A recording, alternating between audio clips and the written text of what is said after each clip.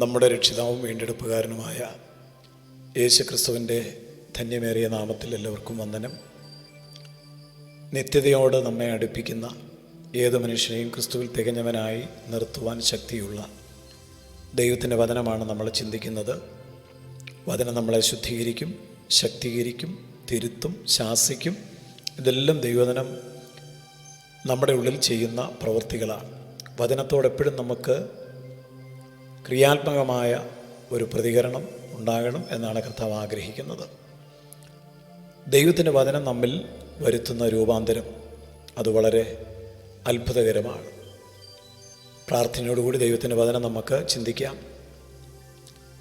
മനുഷ്യൻ നമ്മെ പ്രകോപിപ്പിക്കുമ്പോൾ നമുക്ക് തീർച്ചയായും വിഷമം ഉണ്ടാകാറുണ്ട്. അങ്ങനെ നമ്മുടെ ഉള്ളം തകരുമ്പോൾ, കണ്ണ് നിറയുമ്പോൾ അസഹ്യപ്പെടുന്നത് സ്വാഭാവികമാണ്. നാം അസഹ്യപ്പെടുന്നത് ശരിയോ തെറ്റോ, അത് നമ്മുടെ വ്യക്തിത്വത്തിൽ ഉള്ള ഒരു കുറവ് മാത്രമാണ്. നമുക്കനിഷ്ടമായ കാര്യങ്ങൾ മറ്റുള്ളവരിൽ നിന്ന് വരുമ്പോഴാണ് പലപ്പോഴും നമുക്ക് അസഹ്യത ഉണ്ടാകുന്നത്. ഇത് നമ്മെ എങ്ങോട്ട് നയിക്കും എന്ന് ദൈവവചനം വളരെ വ്യക്തമായി പറയുന്നു. ലൂക്കോസിൻ്റെ സുവിശേഷം 4-ാം അധ്യായം 20-ാമത്തെ വാക്യത്തിൽ തൻ്റെ സ്വന്തം പട്ടണത്തിലുള്ളവർ യേശുവിൽ ഇടറിപ്പോയ സംഭവം വിശദീകരിക്കുന്നുണ്ട്. അവരെല്ലാവരും കൂടെ യേശുവിനെ പട്ടണത്തിന് പുറത്താക്കി അവരുടെ പട്ടണം പണിതിരുന്ന മലയുടെ വക്കോളം കൊണ്ടുപോയി തലകീഴായി തള്ളിയിടുവാൻ ഭാവിച്ചു. ഇത് യേശുവിനെക്കുറിച്ചുള്ള വചനമാണ്. യേശുവിനെ തള്ളിയിടുവാനായിട്ട് ഒരു മലയുടെ മുകളിലേക്ക് കൊണ്ടുപോയി എന്നാണ് നാം ഇവിടെ കാണുന്നത്. കാരണം യേശു പറഞ്ഞ വാക്കുകൾ, ഉപദേശങ്ങൾ അവർക്ക് ഇഷ്ടപ്പെട്ടില്ല എന്ന് മാത്രമല്ല, അത് അവരെ പ്രകോപിപ്പിച്ചു. അവർക്ക് അസഹ്യത ഉണ്ടായി.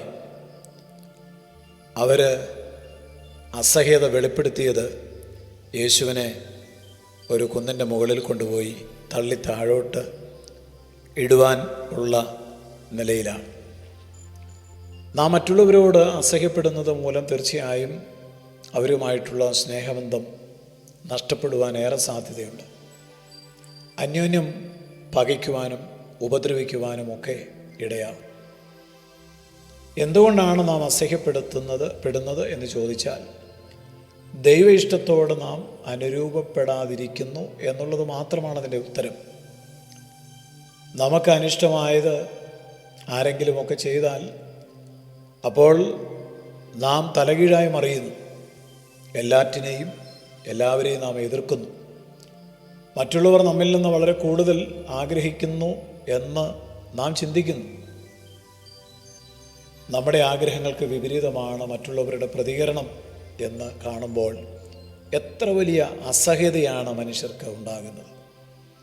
കോപം, ദേഷ്യം, അരിശം, വെറുപ്പ്, പക, ഇങ്ങനെയൊക്കെയുള്ള തെറ്റായ വികാരങ്ങൾ നമ്മിൽ തലപൊക്കുന്നു. ഇത് തീർത്തും ഒഴിവാക്കേണ്ടതാണ്. ഇത് നമ്മെ സംബന്ധിച്ച് അപകടകരമാണ്. കാലിൽ ഒരു മുള്ളു കൊണ്ടാൽ നാം അത് വെച്ചുകൊണ്ടിരിക്കാറില്ല. എത്രയും വേഗം അത് എടുത്തു കളയാറുണ്ട്. അതുപോലെ തന്നെയാണ് കണ്ണിൽ കരട് പോയാലും ആ കരട് നാം ആരും വെച്ചുകൊണ്ടിരിക്കത്തില്ല. എത്രയും പെട്ടെന്ന് കാലിലെ മുള്ളും കണ്ണിലെ കരടും എടുത്തു കളയുവാൻ നാം ജാഗ്രത കാണിക്കുന്നത് പോലെ തന്നെയാണ് ഈ പാപവും അതിനോട് ഉള്ള നമ്മുടെ മനോഭാവവും. മറ്റുള്ളവരോട് അസഹ്യപ്പെടുന്ന ഒരു സ്വഭാവം നമ്മിലുണ്ടെങ്കിൽ കാലിൽ മുള്ളു കൊള്ളുമ്പോൾ ആ മുള്ള എടുത്തു കളയുവാൻ നാം കാണിക്കുന്ന അതേ ഉത്സാഹം, അതിലും കൂടുതൽ ഉത്സാഹം അസഹ്യത എന്ന പാപത്തെ നമ്മിൽ നിന്ന് നീക്കിക്കളയുവാൻ നാം ശ്രമിക്കേണ്ടതാണ്. കേൾക്കുന്നവർക്ക് കൃപ ലഭിക്കേണ്ടതിന് ആവശ്യം പോലെ ആത്മീയ വർധനവിനായി നല്ല വാക്കല്ലാതെ മറ്റൊന്നും നമ്മുടെ വായിൽ നിന്ന് പുറപ്പെടുവാൻ പാടില്ലാതെ പരിശുദ്ധാത്മാവിനെ ദുഃഖിപ്പിക്കുന്നതാണ് എന്ന് ദൈവവചനം നമ്മെ പ്രബോധിപ്പിച്ചിട്ടുണ്ട്. അതായത് മറ്റുള്ളവർക്ക് നന്മ വരുന്നതും സമാധാനം ഉളവാക്കുന്നതുമായ കാര്യങ്ങൾ മാത്രമേ നമ്മിൽ നിന്ന് പുറപ്പെടാവൂ. നാം അസഹ്യപ്പെടുമ്പോൾ നമ്മുടെ ശരീരഭാഷയ്ക്ക് പോലും വ്യത്യാസമുണ്ടാകും. നമ്മുടെ മുഖം മ്ലാനമാകുന്നു. എല്ലാവരെയും നമ്മൾ അടച്ച് കുറ്റം പറയുന്നു.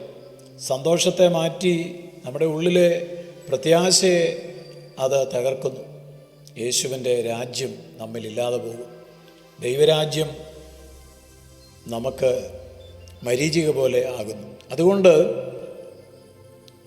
തീർച്ചയായും ഇതും നമ്മെ മുറുകെ പറ്റുന്ന പാപമാണെന്ന് മനസ്സിലാക്കി അസഹ്യപ്പെടുത്തുന്ന കാര്യങ്ങൾ നമുക്ക് നേരിടേണ്ടി വരുമ്പോൾ അത് മനസ്സിലാക്കി ദൈവഹിതത്തിന് കീഴ്പ്പെട്ട് അവയെ നേരിടുവാൻ പരിശുദ്ധാത്മാവിൽ നാം എപ്പോഴും നിറഞ്ഞുകൊണ്ടിരിക്കേണ്ടത് ആവശ്യമാണ്. അപ്പോൾ അസഹ്യതയുടെ ആത്മാവ് നമ്മെ വിട്ടുപോകും.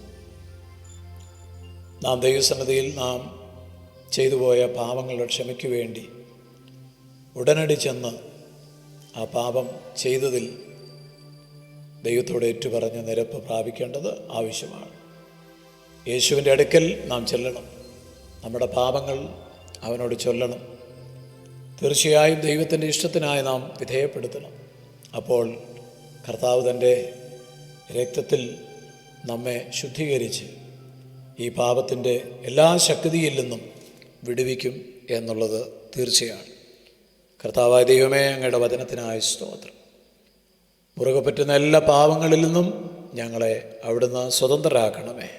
ക്രിസ്തുയേശുവിൻ നാമത്തിൽ തന്നെ ആമേൻ.